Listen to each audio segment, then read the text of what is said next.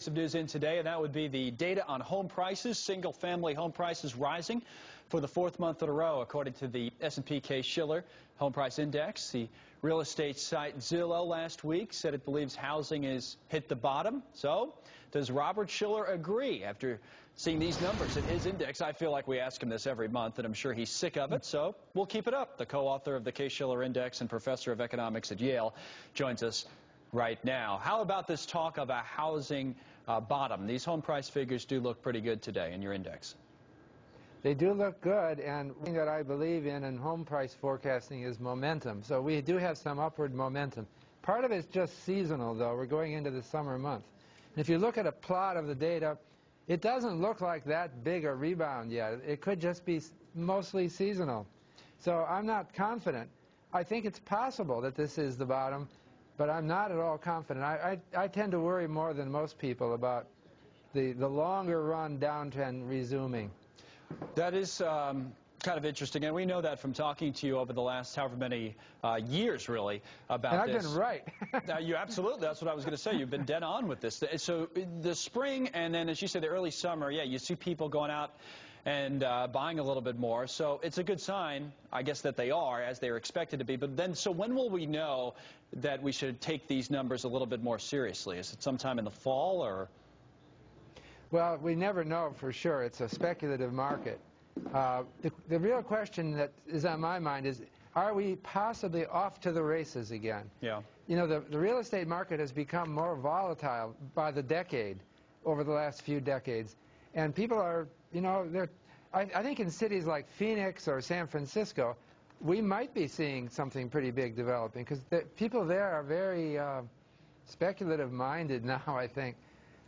So but you think overall, there's another, hold on one second, Professor Shiller, are you saying there's another bubble forming in some areas? Is that, or that type of behavior?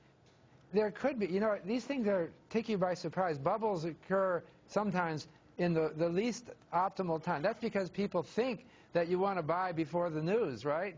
So in the midst of a recession, you could start a bubble. And in Europe, Northern Europe has a housing boom going on right now, despite the troubles that Europe is. Well, they're more Southern Europe, but it's kind of surprising that there would be such a going on there.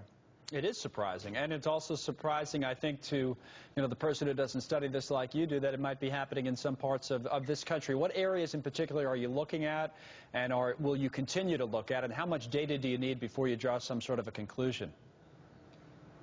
I'll never know for sure. I'll never have a clear conclusion. There's a lot of things that matter, like Fannie Mae and Freddie Mac still unresolved. What's Congress going to do? Will they rein in the mortgage deduction?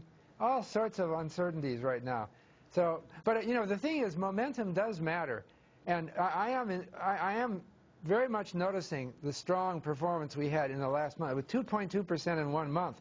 If it kept that up, it'd be like over 24% in the year. Right. It won't, because this is partly seasonal. Well, just give me the areas you're thinking about that are the bubble-like behavior, areas of the country. Well, I think of the previous, notably, it would be San Francisco and Phoenix. But I mean, other things look like bubble cities, but I'm not sure they are. Like Chicago was up a lot this month.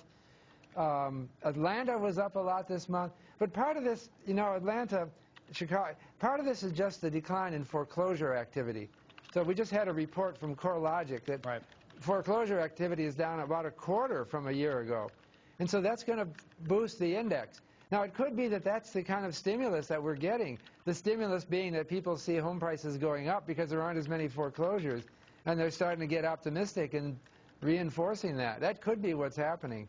Robert Shiller, it is always a pleasure having you on, and I'd like talking through these issues, and we'll keep doing it. So take care, and thanks for joining us today.